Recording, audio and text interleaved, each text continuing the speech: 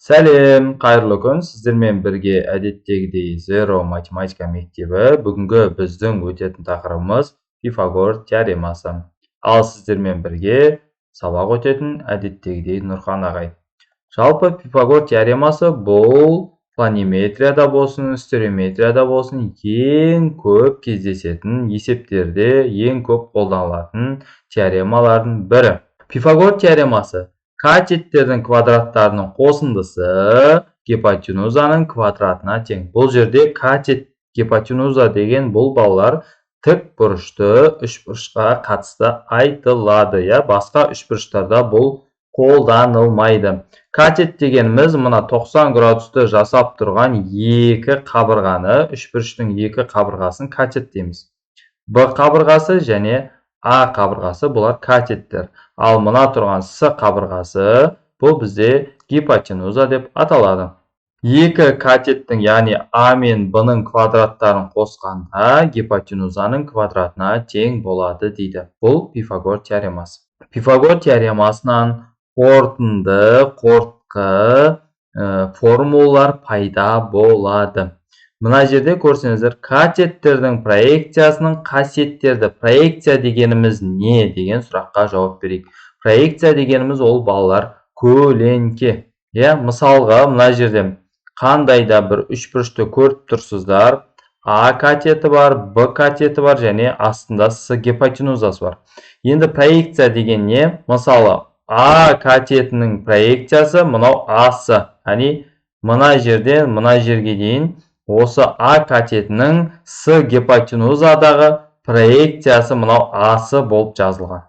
Ал мына жағындағы мына жердегі кесінді бұл Б катетінің С гипотенузасына түсірілген проекциясы. Оны біз BC деп белгілейміз. Енді осы жерден формула H деген ол биіктік. Енді осы жерден А катетінің квадраты гипотенуза мен сол гипотенузаға түсірілген проекциясының көбейтіндісіне тең. А квадрат деген С мен Асының көбейтіндісі, формуладан қарап алсаңыздар болады. Және Б квадрат, яғни тағы екінші катетінің квадраты гипотенуза мен сол гипотенузадағы проекциясының көбейтіндісіне тең болады. Мұна BC деген сол Б катетінің С гипотенузаға түсірілген, мына жер ғой, BC деген катетін не түсірілген проекциясын айтамыз. Проекция деген ол көлеңке. H квадрат, биіктігін қалай табуға болады? H квадрат AC мен BC, яғни екі проекцияның көбейтіндісіне тең болады екен. Тағы H-тың бір формуласы бар. Екі катетін көбейтіп гипотенузаға бөлсек, H биіктігін табуға болады екен. Бұл жердегі H биіктік неге түсірілген? Гипотенузаға түсірілген HC деп қойсаңыздар болады. Яғни гипотенузаға түсірілген биіктікті осылай тауып алсақ болады. Міне бүгін біз осы формулаларды қолданып есеп шығарады екенбіз. Кеттік.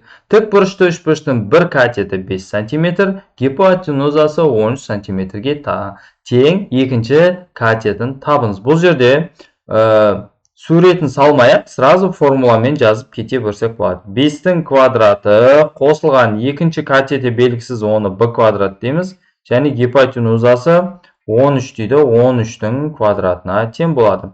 5-тің квадраты 25 қосылған Б квадрат тең болады. 13-тің квадраты 169.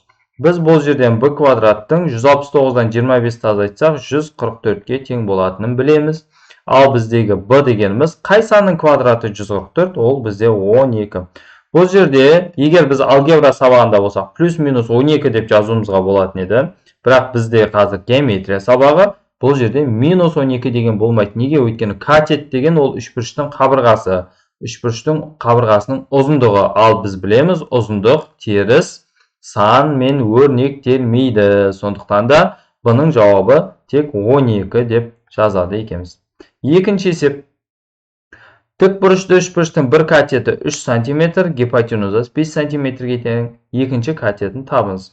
3-тің квадраты қосылған А квадрат тең болады 5-тің квадратына. Осы жерден А квадрат тең болады 5-тің квадраты бізде 25, мына жақта 3-тің квадраты 9, 25-тен 9 азайтамыз.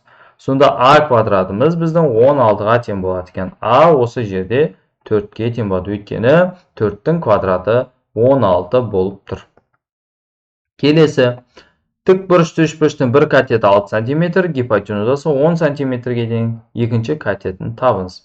6-ның квадраты қосылған b квадрат тең болады 10-ның квадратына. b квадрат тең болады 10-ның квадраты 100, 6-ның квадраты 36. b квадрат тең болады 100-ден 36-ны азайтсақ 64. b тең болады 8-ге. Төртінші есеп. Тікбұрышты үшбұрыштың катеттері 3 және 4 см-ге тең, гипотенузасын табыңыз. 3-тің квадратына қосамыз 4-тің квадратын, яғни бұл екеуі катеттер. Гипотенузаны табу керек, ол бізде с квадрат дей саламыз. 3-тің квадраты 9, 4-тің квадраты 16, осы бізде гипотенузаның квадратына тең. Сонда 25 тең болады с квадратқа. Осы жерден біз с-ның 5-ке тең болатынын көреміз. Тікбұрышты үшбұрыштың катеттері 6 және 8, гипотенузасын табыңыз дейді. Жақсы, 6-ның квадраты, катеттерін квадраттаймыз, 2 катеті де берілген, және гипотенуза белгісіз с квадрат. Так, 6-ның квадраты 36, 8-ның квадраты 64 тең болады с квадратқа. Осы жерден біз с квадраттың 100-ге тең болатынын көреміз. Ал с-ның өзі 10-ға тең болады екен. Тікбұрышты үшбұрыштың катеттері 12 см және 5 см-ге тең. Оның гипотенузасын табыңыз. 12-ның квадраты қосылған 5-тің квадраты тең болады с квадратқа. 12-ның квадраты 144, 5-тің квадраты 25 тең болады с квадратқа. Сонымен с квадратының бұл жерде 144-ке 25 қоссақ 169-ға тең болатынын көреміз. Ал с-ның мәні. Қай санның квадраты 169, ол бізде 13. Олай болса с-ның мәні 13-ке тең деген сөз. Тік төртбұрыштың қабырғалары 60 см және 91 см, оның диагоналын табыңыз дейді. Тік төртбұрышты салайық, тік төртбұрыш. Бізге оның несі берілген дейді? Тік төртбұрышты салдық, оның диагоналын табыңыз дейді. Диагоналын с деп белгілеп қояйын. Оның қабырғалары мынау 60, мынау бізде 91. Мынау қандай үшбұрыш дейсіздер балалар? Мынау бізде тік бұрышты үшбұрышты береді. Яғни мынау екеуі катет, ал мынау гипотенуза. Сонымен Пифагор теоремасын қолдансақ, 60-тың квадратына қосамыз 91-дің квадратын тең болады с квадратқа. Яғни с немесе бізде ол диагонал болғандықтан д квадрат деп жазсақ та қателеспейміз. 60-тың квадраты 3600 қосылған 91-дің квадраты 8281, осының барлығы d квадратқа тең болады екен. Осы жерден d квадраттың 11881-ге тең болатынын білеміз. Бұл жерден d-ның 109-ға тең болады. Яғни мұнау 109-ның квадратын береді екен. Келесі 8-ші есеп. Тікбұрышты үшбұрыштың қабырғалары қандай тізбектес 3 натурал санмен өрнектелуі мүмкін? Балалар, бұл жерде сіздерге мен үйге бір тапсырма берейін. Осы жерде сіздер Пифагор үштігі деген сандарды жаттап алыңыздар.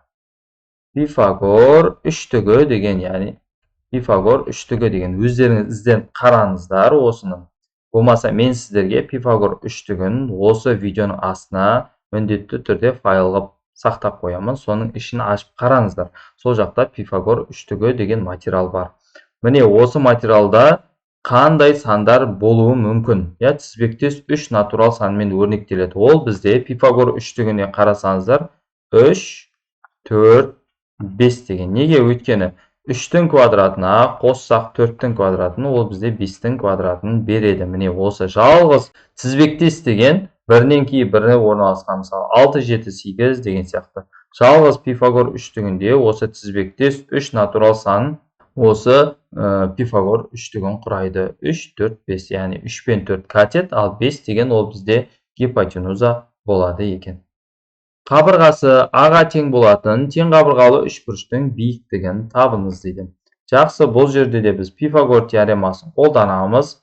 Қабырғасы аға тең болатын, мынау а тең қабырғалы үшбұрыш, биіктік түсіреміз. Бұл енді тең қабырғалы болғандықтан мына 3 қабырғасы бір-біріне тең болады. 3 қабырғасы. енді мына екі қабырғасы екі жағына теңдей бөлінеді. Мынау А бөлінген 2 болады, мынау да А бөлінген 2 болады. H биіктікті табу керек. Мынаны біз тік бұрышты 3 бұрыш деп қарастырсақ, онда былай болады. H квадрат қосылған А бөлінген 2-ның квадраты тең болу керек А квадратқа деп осы жерден H квадратты немесе H-тың өзін тапсақ болады. Тең болады А квадрат азайтылған А квадрат бөлінген 4.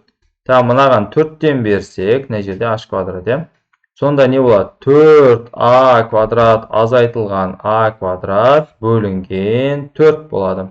Осы жерден 3А квадрат бөлінген 4-ке тең болады. Енді H-тың өзін табатын болсақ, түбір астына аламыз. 3А квадрат бөлінген 4. А квадраттан түбірден А шығады, 3-тен түбірден ештеңе шықпайды, сондықтан түбір астында 3 болып қалады, 4-тен түбірден 2 шығады. Сонда бізде тең қабырғалы 3 бұрыштың қабырғасы А-ға тең болса, биіктігі түбір астында 3 бөлінген 2 А-ға тең болады екен. Әрі қарай табаны 6 см, бүйір қабырғасы 5 см-ге тең бүйірлі 3 бұрыштың биіктігін табыңыз. Жақсы. Табаны бізде 6 см дейді. Бүйір қабырғасы 5 см. Тең бүйірлі болғандықтан 2 бүйір қабырғасы тең болады. Тең бүйірлі үшбұрышта төбесінен түсірілген биіктік қабырғаны қақ екіге бөледі. Міне екі жағы 3-тен болады. Енді биіктігін табатын болсақ, мынаны H деп аламыз. Сонда мынау бізде балалар бағанағыдай тік бұрышты 3 бұрыш болып тұр. Пифагор теоремасын қолдана аламыз. H квадратқа қоссақ 3-тің квадратын тең болады 5-тің квадратынан. Сонда H квадрат тең болады 5-тің квадраты азайтылған 3-тің квадраты. Бұл жерде енді 5-тің квадраты ол бізде 25, азайтылған 3-тің квадраты 9 тең болады 16-ға. Сонда H квадрат 16-ға тең болса, онда биіктік H-тың өзі 4-ке тең болады екен. Әрі қарай тең бүйірлі үшбұрыштың табанына параллель және ұзындығы 4 см-ге тең орта сызық жүргізілген. Орта сызықты біз алдыңғы сабақта өткенбіз. Табанына параллель, орта сызық 4-ке тең дейді. Онда біздің табаны 1-ден жазайық. Табаны 2 есе үлкен болады орта сызықтан. 8. Егер үшбұрыштың периметрі 30 см болса, мына қабырғасын А десек, екеуі бүйір қабырғасы бір-біріне тең. Периметрі 30 см болса дейді, периметр 30. Енді периметрді қалай табамыз? А қосылған 8. А-ға қосамыз А-ны, оған қосамыз 8-ді. Сонда 2А қосылған 8-іміз 30-ға тең болып тұр ғой. Сонда бұл жерден 2А-ның былай қарай жіберсек 22-ге тең болғанын көреміз. Сонда бұл жерде А дегеніміз 11-ге тең болады екен. Енді осы жерден биіктігін табу үшін биіктік түсіреміз. Ол 2-ге бөледі. 2 жағын 4 болады. Бізде биіктігін табу керек. Мұны А белгілі болды 11. H квадрат қосылған 4-тің квадраты тең болады 11-дің квадратынан. H квадрат тең болады 11-дің квадраты 121. Азайтамыз 16-ны 4-тің квадраты 16. Осы жерден біз H квадраттың 105-ке тең болатынын білеміз. Онда H-тың өзі бізде түбір астында 105 болады екен. Келесі есеп. Тең бүйірлі үшбұрыштың биіктігі 15 см, ал табаны 16. Үшбұрыштың бүйір қабырғаларын табыңыз дейді. Тең бүйірлі үшбұрыш болғандықтан бүйір қабырғалар бір-біріне тең болады. Биіктік түсірсек, бұл биіктік табанын екі жағын бірдей қылып бөледі. Бізде табаны 16 болса, екі жағы 8-8-ден бөлінеді. Ал биіктігі бізде 15. Бізге бүйір қабырғасы А-ны табу керек. Мұнау бізде тік бұрышты үшбұрыш. А деп отқанымыз бізде гипотенуза болып тұр осы жерде. Сондықтан 15-тің квадратына қосамыз 8-нің квадратына, ол бізге А-ның квадратын беру керек. 15-тің квадраты 225, қосылған 8-нің квадраты 64 тең болады А квадратқа. Мына жерде 289 тең болады А квадратқа. А тең болады 289 дегеніміз ол бізде 17-нің квадраты. Сонда А-ның мәні 17-ге тең болады екен. 13-ші есеп тікбұрышты үшбұрыштың катеттері 5 см және 12, оның гипотенузасына түсірілген биіктігін табыңыз. Так, енді бұндай жағдайда біз тікбұрышты үшбұрышты былай қылып салайық. Гипотенузаға түсірілген биіктік мынау тікбұрышты үшбұрыш жатқызып салынған. Бір катеті 5 дейді, бір катеті 12 дейді. Міне гипотенузаға түсірілген биіктікті табыңыз деп жатыр. Ол үшін ашты, бұл ашты табу үшін гипотенузаны табу керек. С бұл жерде 5-тің квадраты Пифагормен 12-нің квадраты тең болады С квадратқа. 5-тің квадраты 25 қосылған 12-нің квадраты 144 тең болады С квадратқа. 169 тең болады С квадратқа, С тең болады 13-ке. Енді бізде бағана мынандай формула бар еді. H тең болады A көбейтілген B бөлінген С. AB деген бұл катеттер, С деген гипотенуза. 5 көбейтілген 12 бөлінген 13. Сонда бұл жерде 60 бөлінген 13 деген жауап шығады екен. Сонда гипотенузаға түсірілген биіктік 60 бөлінген 13-ке тең болды. Келесі тікбұрышты үшбұрыштың катеттері 12 метр және 16 метр. Оның гипотенузаға түсірілген биіктігін табыңыз. Дәл жаңағы есебі. Біз үшбұрыш салып алсақ, мынау бізде тікбұрышты үшбұрыш, осы тікбұрышты үшбұрыштың гипотенузасына биіктік түсіреміз. Мынау бізде 12, мынау бізде 16. Енді гипотенузаны С десек, биіктігін H дейміз. 12-нің квадратына қосамыз 16-нің квадратын, сол кезде гипотенузаның квадраты шығу керек. 12-нің квадраты 144, 16-нің квадраты 256 тең болады С квадратқа. Екеуін қоссақ 400 шығады, тең болады С квадрат. Осы жерден гипотенузаны біз 20-ға тең болатынын көріп тұрмыз. Енді бағана формуланы қолданамыз. H-ты табу үшін A көбейтілген B бөлінген С. A деген 12-ке тең, B деген 16-ға тең, С деген бізде 20-ға тең болады екен. 16 мен 20-ны қысқартсақ 4-ке, мына жаққа 5-тен, мына жаққа 4-тен келеді. Сонда бізде 48 бөлінген 5 болады екен. Ол бізде 9,6 деген жауап шығады екен. Келесі есеп Mn 26 болса, МК суретте берілген екен 10-ға. Енді бұл жерде үшбұрыштың қалған қабырғаларын табу керек. Бізде Mn деген мынау 26-ға тең болды.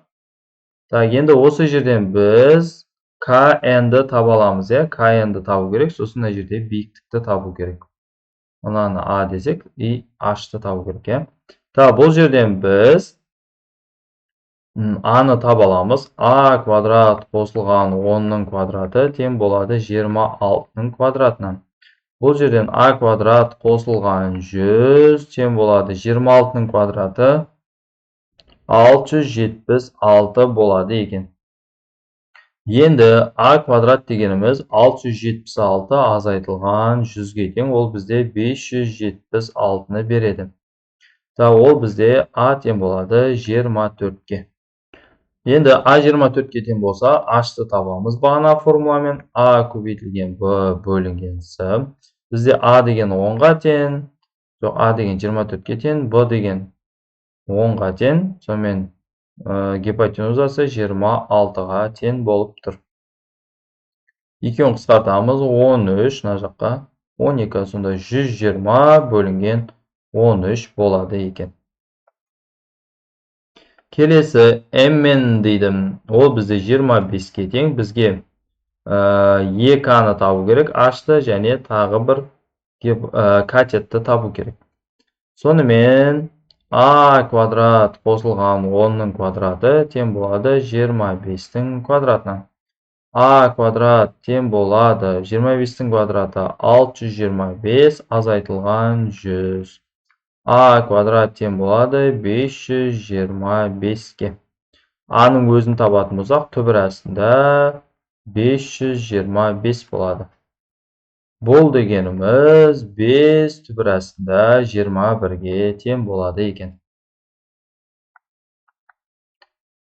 Енді біз H-ты тапсақ болады. a көбейтілген b бөлінген s. A дегеніміз 10-ға тең, жоқ 5 төбелес 21-ге тең. B деген 10-ға тең, a деген 5 төбелесінде 21-ге тең, s гипотенузамыз 25-ге тең болады. 5 пен қысқарса 5 қалады, мына жақта 1 қалады. Одан кейін 5 пен 10 қысқарса 2 қалады мына жақта. Сонымен 2 төбелесінде 21 деген жауап шығады екен. Әрі қарай кеттік. Биіктік берілген, яғни гипотенузаға түсірілген биіктік берілген. Мн бұл бізде 25-ге тең болып тұр екен, е. Мына жерде А мен Б-ны табу керек. Оны қалай табамыз? Бізде бағана формула бар еді. H тең болады А көбейтілген Б бөлінген С. С бар ғой енді бізде 25, H бар 12. 12 тең болады А көбейтілген Б бөлінген 25-ге тең. Осы жерден біз А мен Б-ның көбейтіндісі 300-ге тең болатынын білеміз. Жақсы, А мен Б-ның көбейтіндісі 300 болсын. Енді Пифагор теоремасы бар. А квадрат қосылған Б квадрат тең болады С квадратқа. Яғни бұл жерден А квадрат пен Б квадраттың қосындысы 25-тің квадраты 625-ге тең болатынын көреміз. Осы екі теңдеуді шешетін болсақ, мына жерде 300. Осы екі теңдеуді қалай шешуге болады? Ол үшін былай істейміз. Мынаны 2-ге көбейтіп жібереміз. Сонда былай болады. 2AB тең болады 600-ге болады. И мына теңдеу бар ғой біздегі. А квадрат қосылған Б квадрат деген бар ғой. Тең болады 625-ге деген. Осы екі теңдеуді бір-біріне қосамыз. Мұнда бізден мынандай өрнек шығады. А квадрат қосылған 2AB қосылған Б квадрат тең болады 1225-ге. Мынау бізде формула. Қандай формула? А плюс Б-ның квадраты тең болады. Мына жерде 1225 деген балалар, ол бізде 35-тің квадраты. Сонда А плюс Б ол бізде 35-ге тең болып тұр. Сонда А көбейтілген Б 300-ге тең болса, А қосылған Б-мыз бізде 35-ге тең деген өрнек шығады. Осы жерден біз А мен Б-ның нешеге тең екенін білуімізге болады. Ол бізде 15 пен 20. Екеуін қосқан кезде 35-ті береді, көбейткен кезде 300-ді береді. Міне А-ның мәні 15-ге тең, Б-ның мәні 20-ға тең деп шығарып алсақ болады осы жерден. Әрі қарай кеттік. КН-ның КМ-ға қатынасы дейді. Мына жақты 3х деп алайық, мына жақты 4х деп алайық. Ал Мн 50-ге тең дейді. Пифагор теоремасымен шығарамыз бұнда. Мына жақты 3х деп алдық. 3х-тің квадраты қосылған 4х-тің квадраты тең болады 50-дің квадратына. Бұл жерде балалар біз биіктікті табуымыз керек, және екі катетін табуымыз керек. 3х-тің квадраты 9х квадрат қосылған 4х-қа 16х квадрат тең болады 50-дің квадраты 2500-ге. Мына жерде 25х квадрат тең болады 2500-ге. Бұл жерде х квадратымыз 2500-ді 25-ге бөлсек 100 болады да, х-іміз біздің 10-ға тең болады. Мына жақ 4х болса, х-ның орнына 10 қойсақ 40 болады бір катеті. Бір катеті 3х-іміз болса, х-ның орнына 10 қойсақ 30-ға тең болады. 30, 40, 50 болады. Енді биіктігін табайық. 30 көбейтілген 40, яғни екі катетін көбейтіп, гипотенузаға бөлеміз. Сонымен мынау мен мына 0 қысқарса, 5 30-бен қысқарса, 64-ім 24 болады екен. Келесі есеп бізде нені табу керек? КН белгісіз, МК белгісіз, мына жақта МН белгісіз, е. Енді 6-8 болса, мынау қандай үшбұрыш бізде? Мынау тік бұрышты үшбұрыш. КН деген гипотенуза болып көрініп тұр мына үшбұрышқа. Сондықтан А-ны былай табамыз. 6-ның квадратына қосамыз 8-дің квадратына, ол бізге А-ның квадратын беру керек. Сол кезде 6-ның квадраты 36, 8-дің квадраты 64 тең болады А квадратқа. Сонда 100 тең болады А квадратқа. А тең болады 10-ға. Мына жақ 10-ға тең болса, бізде мынаны табатын формула бар. Мынау бізде С ғой, гипотенуза ғой. осы гипотенузаны табуға болады. Бағана біз айтқанбыз, мына қандай да бір катеттің квадраты, мысалы b квадрат дегеніміз гипотенуза мен сол гипотенузаға түсірілген катеттің проекциясын көбейтіндісіне тең. Яғни мына 10-ның квадраты гипотенузасы белгісіз, сонымен мынау проекциясы 8 болып тұр бізде. Проекциясы 8. Соның көбейтіндісіне тең дегенбіз. 10-ның квадраты 100 тең болады 8 с-ға. С тең болады 100 бөлінген 8. Ол екеуі қысқарады. 4-ке 25 бөлінген 2. Онда бізде 12,5 шығады. Гипотенузамыз біздің 12,5 екен. 12,5 болса, мынау 8 болса, мынау бізде 4,5 болады. Сонда мына жерден b-ны тауып алсақ, мынау да бізде тік бұрышты 3 бұрыш. Онда пифагормен табатын болсақ, b квадрат тең болу керек 4,5-ның квадраты қосылған 6-ның квадраты. b квадрат тең болады 4,5-ның квадраты 20,25 қосылған 36. Сонда b квадрат тең болады 56,25. Сонда b дегеніміз 7,5-тің квадраты 56,25. b дегеніміз 7,5. Та мына жағы бізде 7,5 болды. Сонымен барлығы табылды, я? 2 катеті табылды, гипотенуза табылды, биіктік онсыз да бар еді. Кеттік, соңғы есеп. 5-12 болса, мына жақ уже mn деген сразу жаза берейік, балалар. 13-ке тең, пифагормен тауып алсаңыздар. H биіктікті табамыз. 5 көбейтілген 12 бөлінген 13-тен болады 60 бөлінген 13-ке деген жауап. Бүгінгі сабағымыз осымен аяқталды. Сіздерге түсінікті әрі қызықты болды деген ойдамын. Келесі сабақта кездескенше.